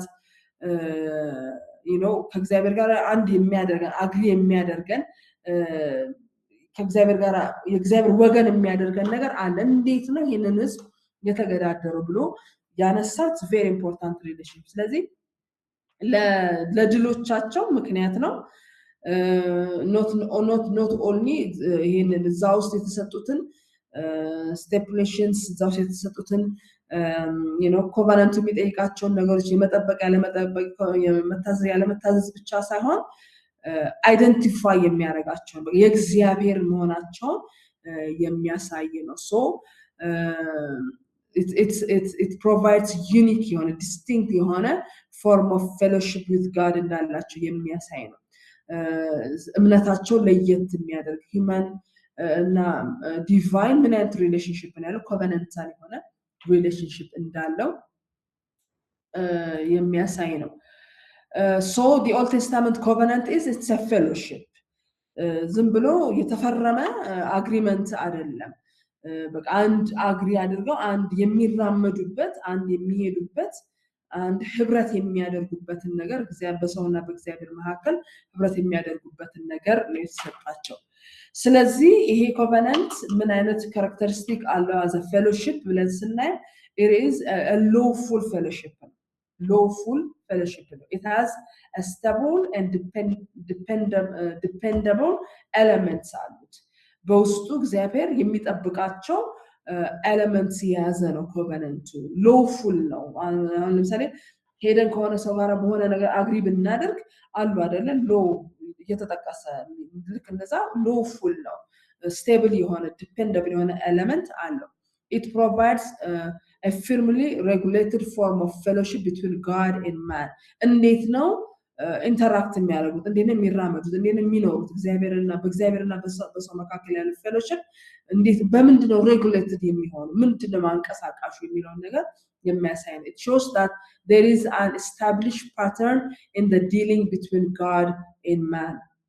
በቃ ካሁን በኋላ ያለው እያንዳንዱ ነገር ጀጅ የሚደረገው በዚህ ነው ማለት ነው። established የሆነ pattern አለ እግዚአብሔርና ህዝቡ የሚገናኝበት። It provides firmer guarantee of legal security, peace or personal loyalty. As I mentioned ዳዊት እንዳነሳው ማለት ነው securityውን እዛ ጋር ነው ያደረገው አይደለ ድሉን ከዛ ጋር ነው ያደረገው የተገረዘና ያልተገረዘ ብሎ ያነሳው ቃል ኪዳኑ ስለሆነ ሌጋል የሆነ security ይሰጣል peace ይሰጣል personal የሆነ loyaltyንም ደግሞ የሚጠይቅ ነው it means legitimate order as opposed to impulse uncertain and animosity ምንም አይነት agreement ሳይኖር ምንም አይነት ሳይሆን በስጣ በለው የሚሆን አይደለም ወይም ደግሞ uncertain የሆነ ምን ይፈልግ ይሁን ምን አይፈልግ ይሁን የተጠራጠርኩበት የሚሄድ አይደለም that relationship ወይም ደግሞ ተሰማኝ ማለት impulse የሆነ ሪአክሽኖችን የምሰጥበት ሳይሆን legitimate የሆነ ኦርደር አለው ውስጥ so lawful ነው fellowship ነው ስንል fluid ነው ማለት አይደል ወደ ፈለገው ነገር ያዘነብላል እንደፈለኩ ወደዛ ነው ወደዚህ ጎትቷል ማለት ነው it's lawful stable የሆነ dependable የሆነ element ያለው ነው as a fellowship this covenant also is a faith inspired fellowship it is a faith inspired fellowship lawful የሆነ component ቢኖረውም it is ግን faith ነው inspire ያደረገው God was obliged to them by the covenant and it put them on vantage ground with God as well ምንድነው እግዚአብሔር በዛ covenant ሲሰጥ ራሱን ነው አይደል በህጉ ራሱን ነው ያሰረ ያለው ስለዚህ እግዚአብሔር ለነሱ የሚያደርገው ነገር እነሱን ደግሞ እግዚአብሔር ከነሱ ነው የሚጠብቀው አለ faith inspired የሆነ fellowship ነው ያ fellowship ማለት ነው ኮቨናንቱ እግዚአብሔርን አንዳንድ ጊዜ እግዚአብሔር ተቆጥቶ እንኳን መጥቶ ሲመለስ ታያታላችሁ ወይም ደግሞ እግዚአብሔር ለአባቶቻቸው የሰጠውን ቃል ኪዳን የሰጠውን ቃል ፕሮሚስ እያሰበ ተመልሶ ሲመጣ የሰጠው ቃል እያሰበ ተመልሶ ሲመጣ ታያላችሁና እግዚአብሔር ሁሉ ጊዜ የሚያስረው ወደ ህዝቡ እንዲመጣ የሚያደርገው at the same time ደግሞ ህዝቡንም ደግሞ ለእግዚአብሔር ከእግዚአብሔር ጋር እንደዚህ አይነት መሰጠትን እንዲኖረው ግዳጅ እንዲኖረው የሚያደርግ ነገር if Israel sincerely turned from her sins she could always claim God's favor ሁሉ ጊዜ ከኮቨናንት ውጪ ወይም ደግሞ በኮቨናንት ውስጥ ፕሮሚስ የተገባላትን security peace በዛ ውስጥ ፕሮሚስ የተገባላት protection እስራኤል ሉዝ የምታደርገው የምታጣው ተላልፋ የምትሰጠው ኃጢያትን ያደረገች ጊዜ ግን as long as they obey him as long as they stay in this covenantal relationship በዚህ faith inspired በሆነ እግዚአብሔር ሁሉ ጊዜ የሚያመልኩት የሚከተሉት የሚታዘዙት ከሆነ በኮቨናንት ውስጥ ኮቨናንቱ ሊሰጣቸው ፌቨር ሊያደርጋቸው የሚፈልገው የተሰጣቸው security protection you name it all these things ማግኘት ይችላል so the only በመሃል ገብቶ ኮቨነንቱን disrupt የሚያደርገው ነገር their sinful action or maybe their disobedience ታዘው በዛ ኮቨነንት ውስጥ ካሉ ድረስ that faith inspired የሆነ fellowship መታዘዝ ካለ ድረስ ያ fellowship ወይም ደግሞ በዛ ውስጥ ያሉ favorable የሆኑትን ነገሮች ማግኘት ይችላል። It is as a fellowship also is an exclusive fellowship or fellowship. They alone were his chosen people because of this covenant. እግዚአብሔር ሰው ሁሉ የፈጠረ ሁሉ ፈጣሪ ነው። But because of this covenant with them, his chosen people ያደረጋቸው እግዚአብሔር የሰጣቸው ቃል ኪዳን exclusive ነው። this fellowship ለእስራኤል ብቻ የተሰጠው ነው። through their laws አይታችሁ እንደሆነ ወደዚህ መምጣት ፈልጋለሁ የሚል anybody ቢመጣ ከውጭ there are regulations ሊያደርግ የሚገባው rituals አሉ ሊያደርግ የሚገባው ወደዚህ covenant ውስጥ ለመግባት ማለት ነው። so የመጡ ሰዎች አሉ የገቡ ሰዎች አሉ እግዚአብሔር መርጦ የመጡ ሰዎች አሉ እንደሃና አምላኪ ብሎ የገቡ ሰዎች አሉ ግን by very nature ግን ከመጀመሪያው ስናየው ግን exclusively እግዚአብሔር ለህዝቡ የሰጠው they are known his chosen people ስለሆኑ የተሰጠነው Yahweh alone must be also their God. Covenant to exclusive ነው ስንል እነሱ ለእግዚአብሔር ማድረግ ብቻ ሳይሆን እነሱ ደግሞ የእግዚአብሔር ብቻ እንደሆኑ የሚያደርግ ነው። ሌሎች አማልክትን መደበል አይችሉም ማለት ነው። ከእግዚአብሔር ውጪ ሌላ ማምለክ አይችሉም። ሌሎች other nations ለተለያዩ ነገር የተለያዩ idols ሰጥተው ብዙ የሚያመልኳቸው ሊኖሩ ይችላል። እስራኤል ጋር ግን ስንመጣ because of this covenant God is Yahweh alone is or must be their God. ስለዚህ exclusive ነው exclusivity እግዚአብሔር እነሱን ነው covenant ህዝቡ ብሎ የመረጣቸው that covenant relationship ነው። ለምሳሌ ህዝቡ ላይ ጠላቶች ሲመጡ ሌላውን ህዝብ እንዲያጠፋ እግዚአብሔር የሚያደርገው ይሄ የሰጣቸው covenant relationship ነው እንጂ not necessary በሆነ ነገር እነሱ ፌቨር እያደረጋቸው በሆነ ነገር ስላስደሰቱት ለሆነ ላደረጉት ነገር ምላሽ እየሰጣቸው አይደለም። ከሌላ ህዝብ ጋር covenant relationship አልነበረው። ያ covenant relationship እግዚአብሔር ህዝቡን ፕሮቴክት ከታዘዙት ድረስ በዛው ከቆዩ እስከጠበቁ ድረስ ፕሮቴክት የማድረግ ግዴታ ስላለ so this exclusive የሆነ fellowship ነው ስንል እነሱ ብቻ ለሱ የተመረጡ ህዝቦች ናቸው። እግዚአብሔር ብቻ ደግሞ አምላካቸው ሌላ መደበል አይችሉም ማለት ነው። The formula expressing the covenantal relationship between God and Israel, this formula in Leviticus and Deuteronomy የምናገኘው I will be your God and you shall be my people. ይሄ this is the formula covenant relationship የሚያመጣላችሁ ፎርሙላ እኔ I will be your God እናንተ ደግሞ ህዝቤ እኔ አምላካችሁ እናንተ ህዝቤ ሌላ አምላክ የለም ለህዝቡ የሚመርጠው የለም እንደገና ደግሞ ሌላ የሚታመንበት የለም እግዚአብሔርም ደግሞ as a covenant people they are also his chosen people. This formula covenantal relationship formula is a legal formula taken from the sphere of marriage ውስጥ ያለው አይነት covenantal relationship ያለው ማለት ለሰዎች marriage ውስጥ ሲገቡ ምንም እሱ አይሱናት እሱ የሷን that covenantal relationship between these two ነው ያለው ልክ እንደዛ በእስራኤልና በህዝቡ መካከል this covenantal relationship አለ so it is a fellowship the covenant and the fellowship now እነኚህ characteristics ግን ውስጡ አለ as a fellowship lawful ነው as a fellowship faith inspired ነው as a fellowship also exclusive ነው እነሱን እግዚአብሔርንም የነሱ የሚያደርግ ነው so let's see types of covenants ምን አይነት covenant ናቸው በመጽሐፍ ቅዱስ የምናገኛቸው አንዱ covenant with Adam ከእግዚአብሔር ከአዳም ጋራ የገባው ቃል ኪዳን two kinds of covenant with Adam can be seen one is covenant with works the other one is covenant with grace not in a sense or in a meaning that we understood in New Testament በሚሰጥ meaning አይደለም in grace የምንለው actually the word grace even በብሉይ ኪዳን ቀጥታ ቃሉን አናገኘው በዛ ሴንስ አይደለም we'll see that the covenant with works the original covenant of God Genesis chapter 2 16 to 17 with man may be called the covenant of life Genesis chapter 2 ላይ ሄደን ብናየው ምንድነው የሚለው እዚህ ላይ ጥቅሱ ስለሌለ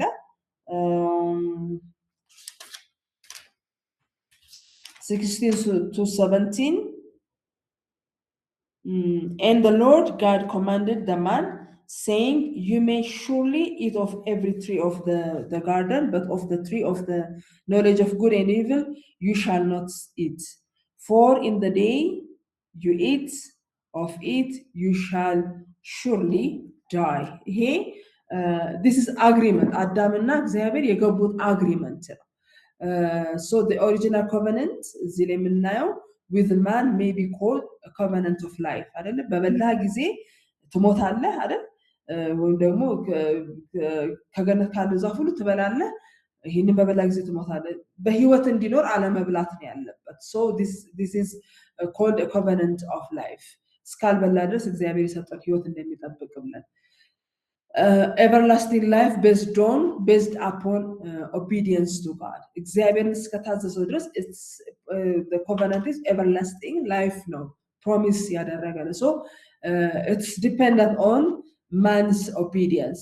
The promise annexed to that covenant was life. የተሰጠው ተስፋ ምንድነው? በበላ ጊዜ ሞትን ትሞታለህ አይደለ? ካልበላህ ደግሞ እግዚአብሔርን ከታዘዘ ግን በህይወት ትኖራለህ የሚል covenant of life. The condition was perfect obedience. Its penalty was also what? Death, not physical death here, immediately at time, but ultimately it's physical death, but it's separation, as you all know. According to Genesis 3, the immediate consequence of Adam's obedience was accompanied by, or maybe Adam's disobedience was accompanied by a physiological result, physiological result, which is death, decay, suffering, and sickness. All these are psychological result, shame, guilt, and also fear. Guilt, fear, sociological result, blame shifting, alienation, ጠላትነት ነው ወዲያው የተፈጠረው በአዳምና በሔዋን መካከል አይደለ? በተፈጥሮም ብትሉት ያ ሳይኮሎጂካል የሆነ ሪዛልት እናያለን። sociological result እናያለን። blame shifting and alienation, actually this is የተካሰሱበት ነው። እንደውም blame shifting አንዳንድ ሰዎች ሲናገሩ ሰምታችሁ ከሆነ እዚህ ውስጥ አዳም ሔዋንን ብቻ አይደለም ብሌም ያደረገው እግዚአብሔርን ነው ይላሉ አንዳንድ ሰዎች። አንዳንድ ትምህርቶችን ሰምታችሁ ከሆነ ecological result አለው። the ground is cursed, thorns and thistles ያበቅልባል አይደል? ሾህና መከላ ያበቅልባል ተብሏል። spiritual የሆነ ደግሞ ultimately spiritual result አለ። enmity between the seed of woman and also the seed of Satan. And also separation, ከእግዚአብሔር መለየት ሞት የሚለው ነገር spiritual death ውስጥ እንዴት እንደገባ ultimately ደግሞ በዘርህና በዘሯ መካከል ጠላትነትን አደርጋለሁ የሚለው ነገር ያሳያል። ሶ ህጉ ይሄ ለህይወት የተሰጠው ኮቨነንት ያንን ጠብቅ ብሎ ያንን አግሪመንት ሰጥቶት ያንን በማፍረሱ ባለመታዘዙ እነኚህ ሁሉ ሪዛልቶች እንደመጡ እናያለን። alienation from God, spiritual result አንዱ ከእግዚአብሔር መለየቱ ሲደበቅ እናያለን። and no desire for God's companionship. Our sin blots out God's faith from us as effectively as the cloud do the sun. ማለት በቃ እግዚአብሔርና በሰው መካከል የሆነ አንድ ግርድዮሽ ነገር የሚጋርድ ነገር ኃጢአት የሚባል የሚጋርደው ነገር የሚለየው ነገር እንደመጣ እናያለን። ከእግዚአብሔር መለየቱ ያው ስፒሪቹዋል ከእግዚአብሔር መለየቱ ኃጢአት በመካከል መግባቱ ብቻ ሳይሆን bondage to self, በቃ in bringing us into captivity, ማለት sin bringing us into captivity, ለራሳችን የተገዛን ለራሳችን በቃ ባሪያ የሆነ ለፈቃዳችን ባሪያ እንድንሆን ያደረገን ነገር ነው። so if you see አዳም ምንድነው ያደረገው? ከእግዚአብሔር ሳይሆን ለዛ ለኃጢአቱ ምላሽ ማግኘት የፈለገው ከራሱ ሲያደርግ ነው የምናየው። in a sense ርቀታል ወስዶ በቃ ራሱን ሸፈነ። አሁን dependence on self, bondage ነው ይሄ ራስ ላይ መታመን፣ ከእግዚአብሔር መለየት ጥል በእግዚአብሔርና በሰው መሃል ብቻ መግባት ሳይሆን እግዚአብሔርን ያለ መፈለግ ለራሱ የራሱ መፍትሄ እንዲያመጣ አድርጓል። so that covenantal relationship በእግዚአብሔርና በአዳም መካከል ያለ covenant relationship መፍረሱን የሚያሳይ ነው። ግን the other second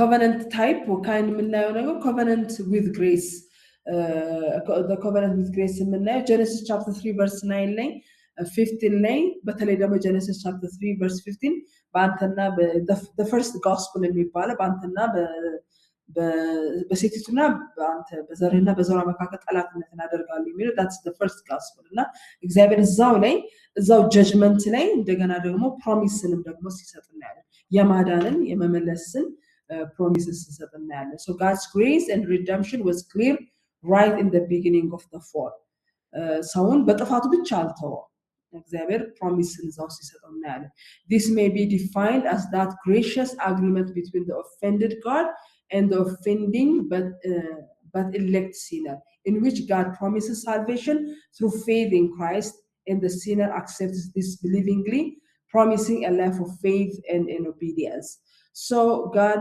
እግዚአብሔር በጣም covenant relationship ውስጥ ካሁን በኋላ ያሉት covenant relationships ውስጥ እንደይነ በጣም በተደጋጋሚ እናያለን እግዚአብሔር ኢኒሺየት ያደርጋል በዛው ውስጥ agreed upon የሚሆን እንዴት ነው relationship ምን ላይ ነው መመስረት ያለበት እዛው ውስጥ የሚናገራቸው ነገሮች የሚያመጣቸው መስፈርቶች አሉ ኦቢዲየንስን የሚጠይቁ ያንን ደግሞ ሁሉ ጊዜ ሲተላለፉ እግዚአብሔር አሁንም መልሶ ወደ ቃል ኪዳኑ የመመለስ offended he is the one who is offended but he is the one also ሰው ከገባበት ውድቀት ሊያወጣው የሚችለው እሱ ነው በቃ አለሱ ሰው መፍትሄ የለውም ወደ እግዚአብሔር እንደገና covenantal relationship ለማምጣት ራሱ እግዚአብሔር ሪዲም ሊያደርጉ ይገባል ማለት ነው so እዛው ላይ እግዚአብሔር ቅጠልን የለበሱትን ሰዎች እዛው ላይ እግዚአብሔር እንትን ሲያለብሳቸው እናያለን ምንድነው ቆዳ አይደለ እንግዲህ ያ that the first sacrifice ተብሎ ይታመናል ምክንያቱም ዝም ብሎ ከሆነ ቦታ አላመጣም there must be some animal being sacrificed ይሄ እንግዲህ maybe reading into the Bible ብላችሁ ብትሉት ይችላልላችሁ ግን እግዚአብሔር ያንን ከሰው ጋራ በሳክሪፋይስ በሆነ ወይ እንዴት ሪሌሽንሺፑን እንደሚመልስ ወይ በኋላ በህጉ የሚመጣው ነገር የሚጠቁም ነገር ነው so covenantal relationship ውስጥ በተለይ በአዳም ውስጥ ምናየው ኢኒሺየት ያደረገው እግዚአብሔር ነው ሁሉ ጊዜ እግዚአብሔር እዛው ኢኒሺየት ማድረግ ብቻ ሳይሆን ኤክስፔክቴሽኑ ኦቢዲየንስ የሚጠይቁትን ነገሮችን ያመጣል እንትኖቹ አሉ ሩልስ ሬጉሌሽንስ ላላላቸው ነው ግን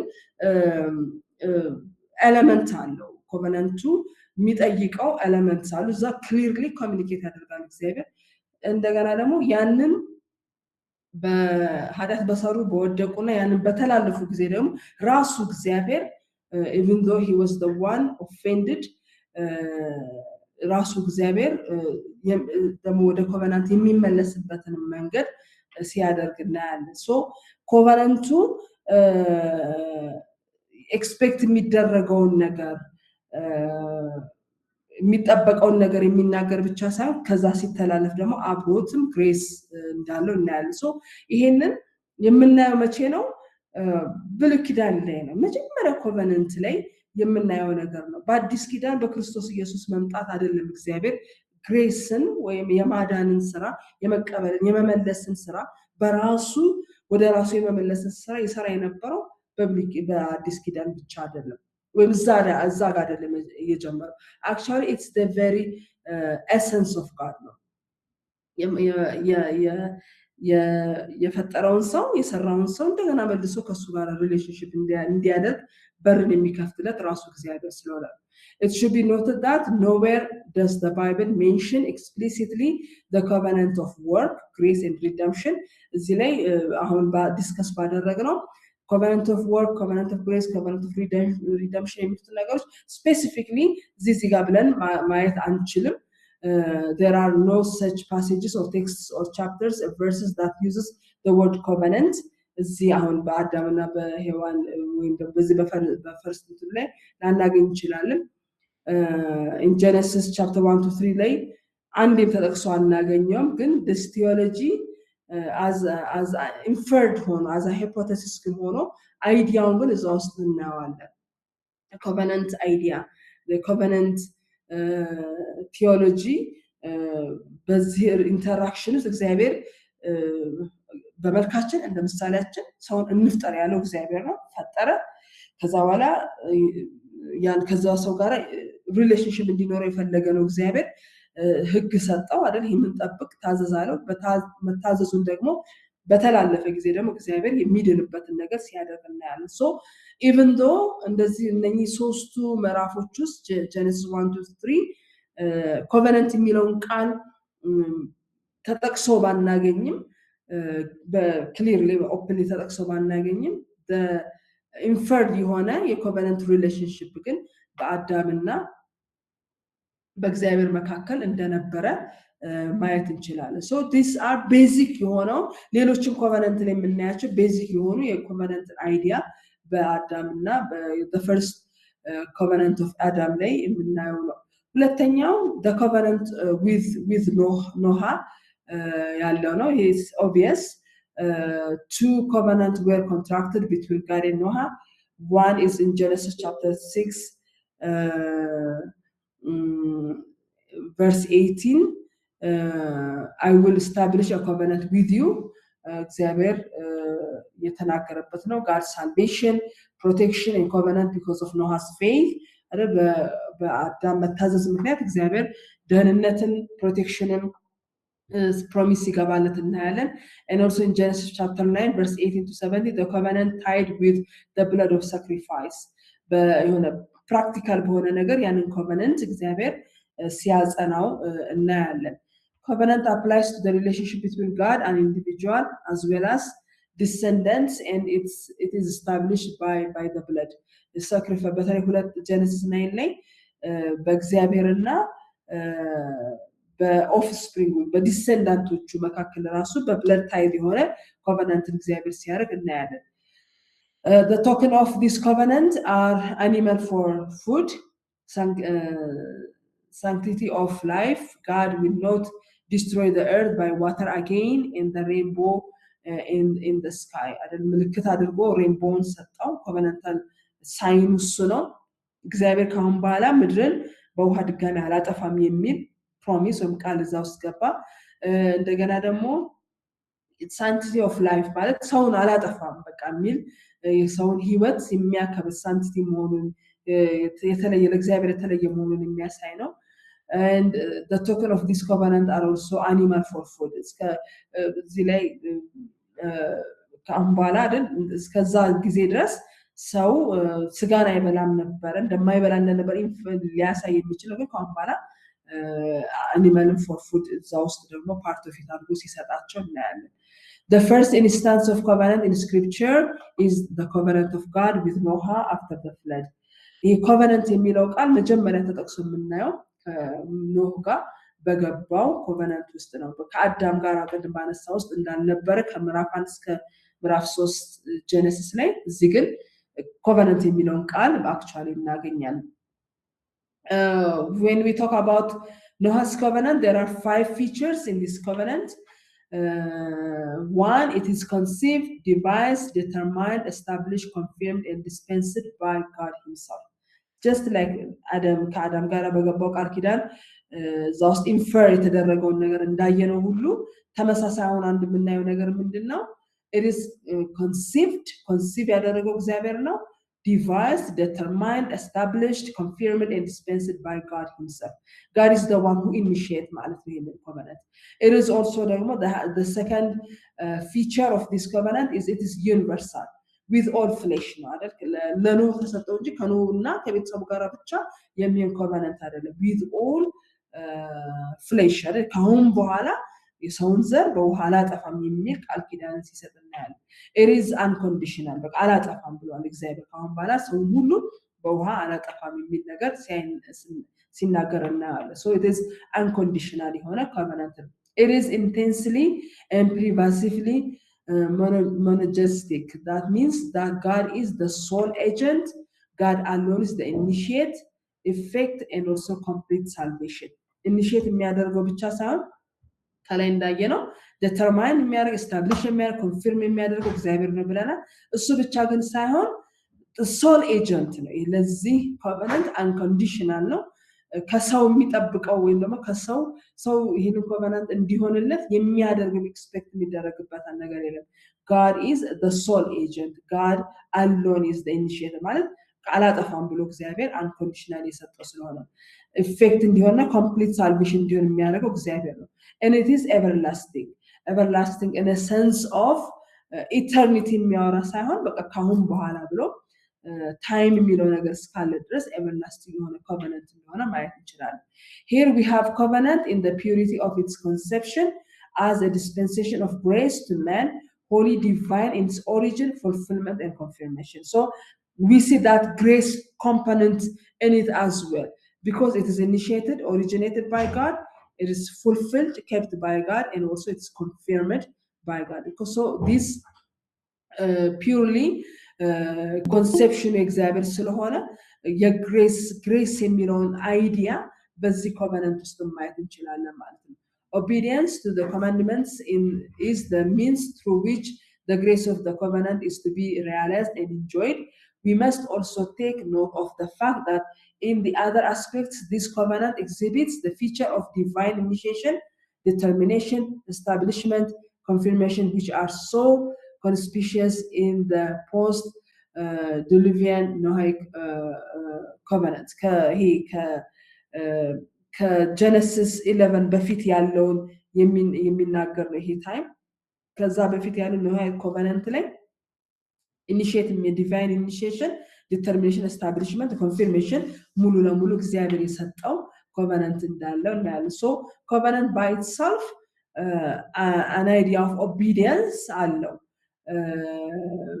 ሌሎች ላይ እንደምናየው ማለት an idea of obedience እንዳለው እናያለን ግን በኖአሂክ ኮቨናንት ውስጥ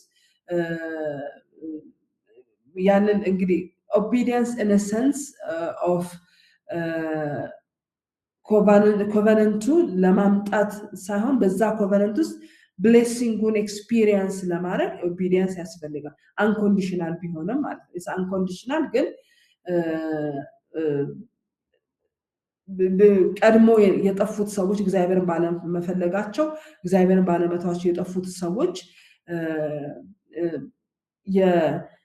የጠፉበትን መንገድ እንዳይጠፉ ግሬስን ዛውስ ፉሊ ግሬስን የምናይበት ቢሆንም ያንን ግሬስ ኢንጆይ ለማድረግ ያንን ግሬስ ሪያላይዝ ለማድረግ የራስ